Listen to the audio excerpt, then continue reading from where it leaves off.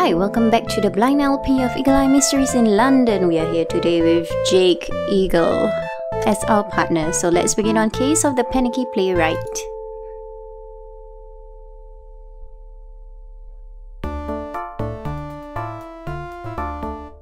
Of course, it's Uncle Basil. Stakaze, Jake, come join us downstairs. You remember Astrid's friend Jules? Well, he disappeared, and we simply must find him. Count us in, Uncle Basil. We'll get our coats and be right down. Okay, so we are going to search for a missing guy. Okay. Jules is the one with curly hair, right? Was it?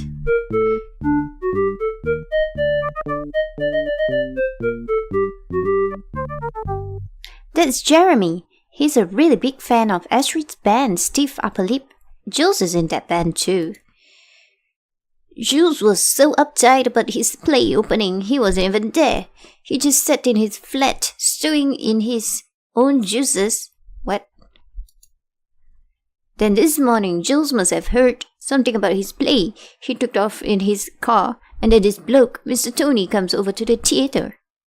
Well, Mr. Tony buys plays, and he wants a contract with Jules, but it must be signed before Mr. Tony goes back to New York. We have 2 hours to find Jules, okay? Fortunately, Jules is a predictable guy, and I, as the greatest expert on everyone in the band Stiff Upper Lip, know everything there is to know about him. He went to one of the 4 places depending on what he believed about the premiere of his play. If he believed the premiere was really bad, he'd have gone east to Delver. He likes to look out from the cliffs when he's feeling really low. Oh, was that not him talking? I think it is, right? No? If he believed his play was just okay, he'd have gone west to the town of Bath or something. He'd want to start another better play, and the costume museum in Bath really inspires him. If he believed his play was pretty good, but still had some bad parts, he'd have gone north to Cambridge. So good with bad parts. The new university is quiet, and he could rewrite the bad parts there, okay? If he believed his play was really good, he'd have gone south to Brighton. He'd want to celebrate at the Royal Pavilion. We could just split up, We could just split up and, divide ourselves? No? Okay. We can't ring him on the phone at any of these places, and we only have time to drive to one of the 4 locations, okay? So we have to figure out what Jules was told about his play before he left. Well, of course, this reminds me of my book, The Disappearing Grossman. You see, there was this artist. Basil, really, how will you whittle on? Time is of the essence. Let's see if we can find clues about where Jules has gone. His flat is on Queen Street. There may be some clues there. And you said this man from New York, Mr. Tony, is staying at the Ritz. And let's not forget the theatre, the play that Jules wrote, Castle Perilous, opened last night at the Old Vic. I think we should find out first. Sarkaze and Jake, why don't you investigate these places? I'll see what I can find out at the newspaper office. Jeremy, you go see if Scotland Yard can help. And what shall I do? Perhaps if I rang the taxi stand and told every taxi driver in England to be on the lookout. Uncle Basil, please. No, Basil, you bring the car round and stand by. Source out the quickest routes to Dover, Bath. I'm not sure how you pronounce that really. Cambridge and Brighton. Off you go, everyone. Okay. I think the theatre would be a good choice. Yeah. Okay, let's see.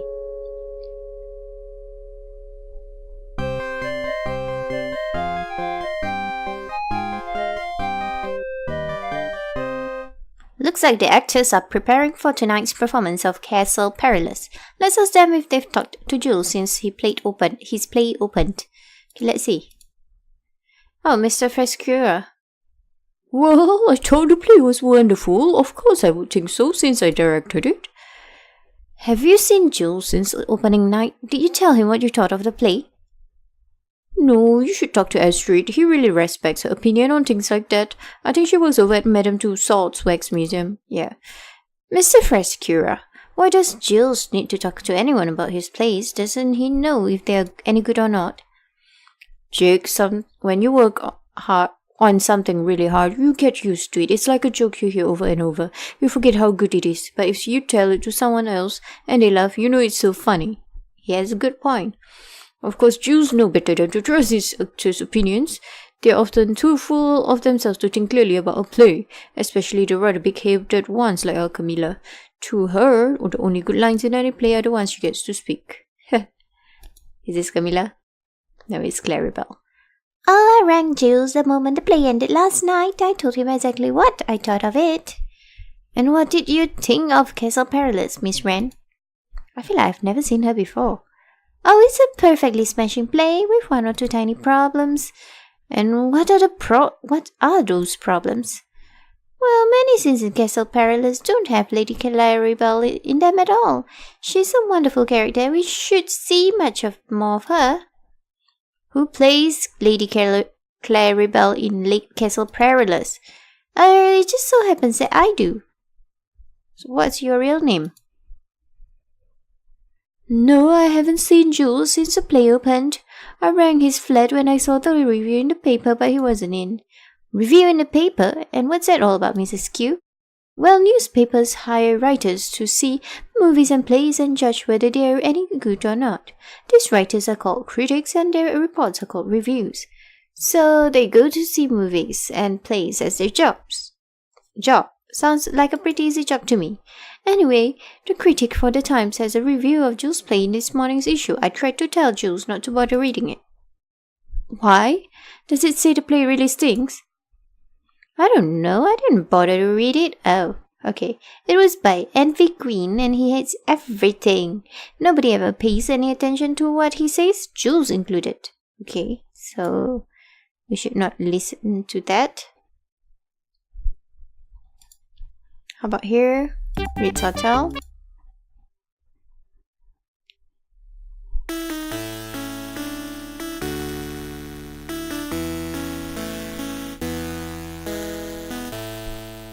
There's us at the front desk for Mr. Tony. We'll talk to him about the play he wants to buy from Jules. Friends of Jules for Mr. Tony? Of course, one moment and I'll ring him for you. Yeah, this is Mr. Tony. Look, bottom line, I want to bring a play back to New York. Either your friend calls me in the next hour and a half, or I buy Amanda Boat's play. Makes no difference to me, you know what I mean? Your friend Jules is so British and they love that I say jolly good old chap stuff in New York. But I just talked with Amanda Botts over at Chumley's toy store. She's American, you know, I can understand her. And if Jules doesn't call me, I'll buy her play instead. Got it? Good. Bye. Okay, that was weird. So he's not really that interested in, he's not really that invested in that one particular play. He just wants a play. Well then. Astrid is here, of course.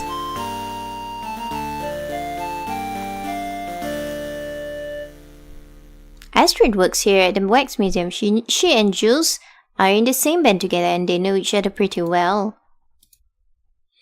Jeremy rang me about Jules. I do hope you can find him in time.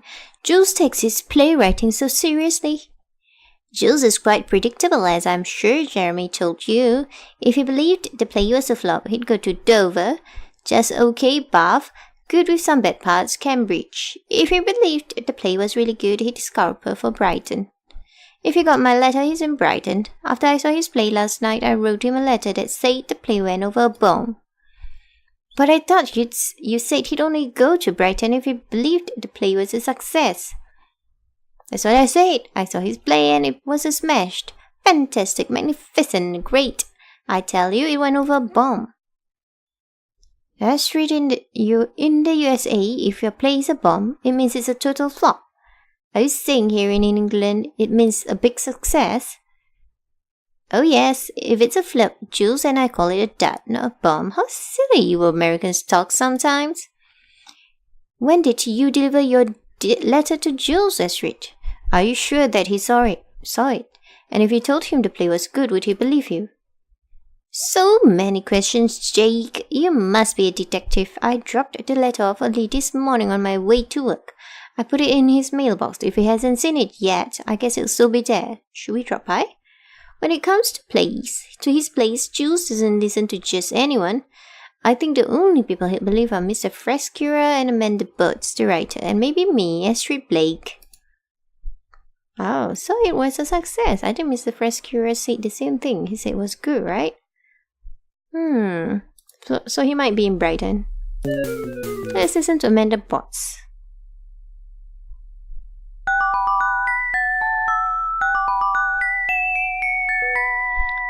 That woman is Amanda Butts. She's the other playwright Mr. Tony was talking about. Let's ask her if she talked to Jules about his play. Okay. Well, I didn't talk with Jules exactly, but I did write him a little note. What's up with everybody writing people's stuff? They could tell him, oh no, I missed it, saying that he's something. I'm sorry I did it because his play was really superior in every way. It was so good it made me a little crazy, you know. I was jealous that my play wasn't nearly as good as his, so, you know, I guess I kind of blew it. I wrote him this heinous note. How would he know the note is from you? How would he know? Did you sign it? I don't need to. I didn't need to. Jules is really good at recognizing people's handwriting. He'll know for sure it was me and he'll be hurt. I feel terrible about it now because Jules and I are actually very good friends. He's helped me learn to get around in London since I came out from Virginia. We don't have a subway. I'm in the tube in Virginia Beach. I knew right away you were American. You don't have an accent like British people do. That's funny. All my British friends tease me about my American accent. And the words I use sometimes mean different things to my British friends. Here in London, we're the ones with accents. Jake. You know, I've heard that Mr. Tony wants to buy Jules' play. Even though I envy Jules, I'm very excited for him. I hope you can find Jules in time to sign a contract. Let me just double check what she said first. Give me one moment. Okay. So she said his play was a flop. Let's check this.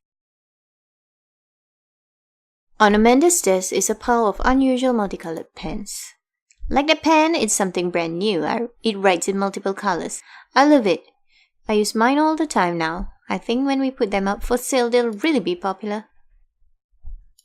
What's up with that? What's up with the pen?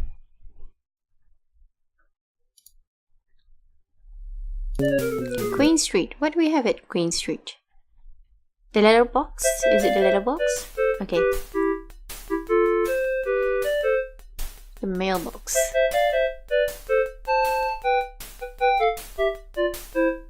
Jules lives in that apartment over the eyewear shop, and that's his mailbox down below. Alright, this one.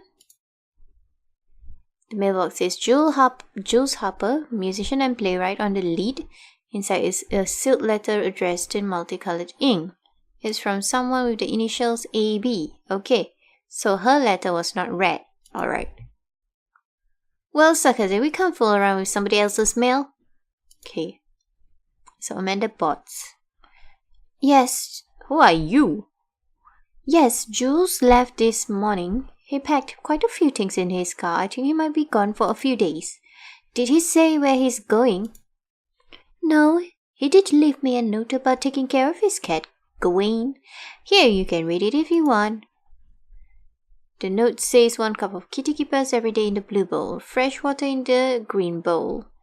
Thanks, J. Look, Stakaze. This note is written on the back of someone's letter. The letter is written in blue ink. It reads, Jay, surely you've heard by now. Your play went over a bomb. AB. Oh, they both have the initials AB. Okay. This is a great clue, Stakaze. We know Jules had this note in his hand when he decided to go on his trip because of what he wrote on the back. A bomb. Wow, that sounds pretty bad to me. No, Jake, we just learned about it. Yes, Yes, I saw Mr. Jules this morning when I delivered his morning issue of the Times. He was anxious to see it. Hey, Gemma, can we see an issue of the paper? We need to look at the section about the theatre. Sure, here you go. Uh-oh, Stakaze.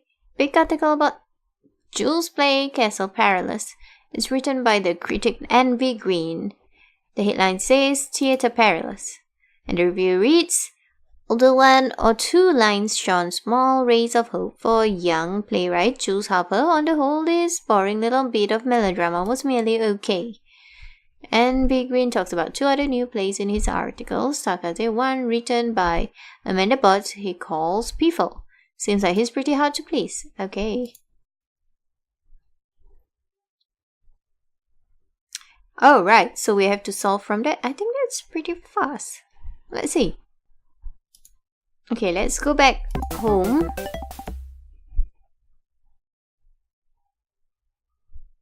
And then we'll solve it. I think he went to Brighton.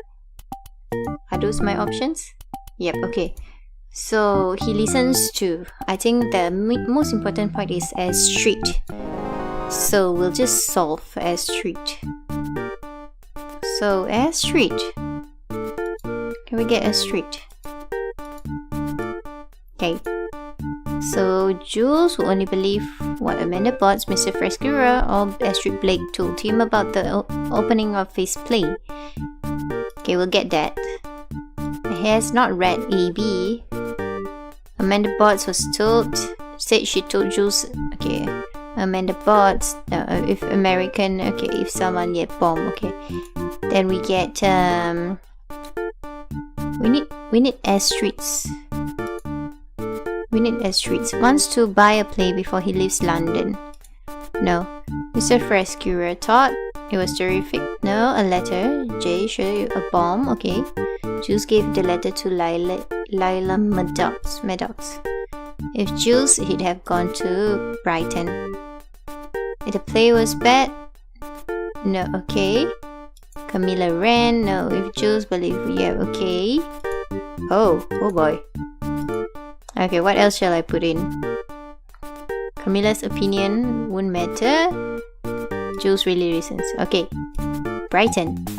Good job, Jules. You got it!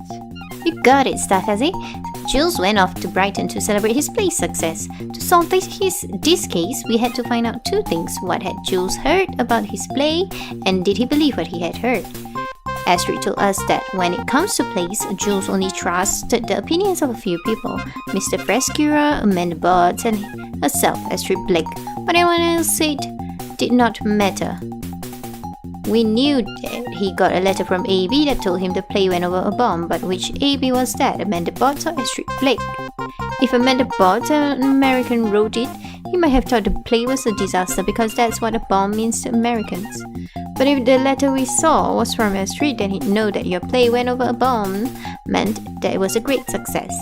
The key was the unopened letter in Jules' mailbox. Yep, it was written in multicolored ink. We saw that Amanda had a pen that writes like that. It was brand new, not yet on sale. That's when we knew that the note Jules had seen was from Astrid Blake. We called Uncle Basil and sent him to Brighton, and sure enough, he found Jules in the Royal Pavilion, and Jules called Mr. Tony just in time.